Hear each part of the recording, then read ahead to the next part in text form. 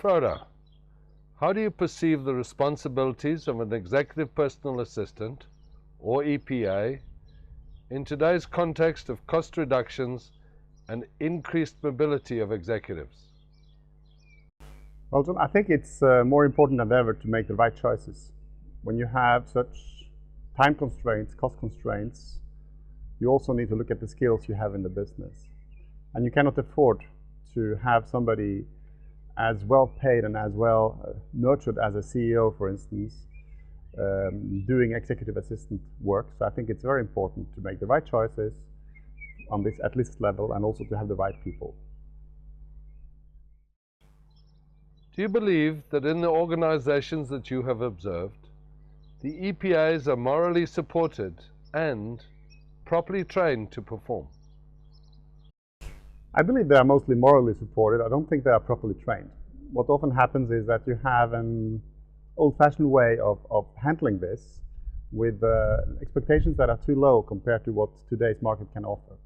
So you will have a proper moral support, you will have a good relation between the top manager and the executive personal assistant, but you will not very often find this training to be sufficient to get the best out of these executive personal assistants. So that's an issue where I think there needs to be a better solution than what we normally find in the market. Does an organization need a special culture to assign high executive responsibilities to executive personal assistants? I would distinguish between culture and personality. I think there are cultures that foster this kind of delegation culture, empowerment culture to lower levels of the organization.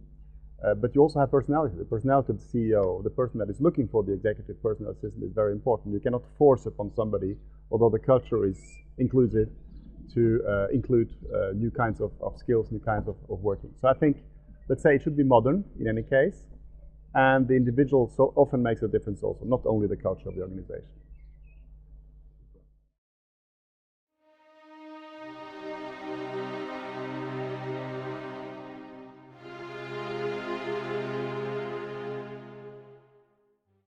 So the pace is set by the conductor, which means if you want to take away stress, want to take away complexity from your own work as an executive, you need somebody to delegate to. And the best choice would be somebody who has a good training, has a good level of understanding, has a good capacity of autonomy, and is also able to handle the complexity of the influences that you get during your day when you're away. So somebody trustworthy and competent. And that is typically an executive personal assistant, a good training, good relation with you, and a long-term horizon on the collaboration with your specific role and within your company.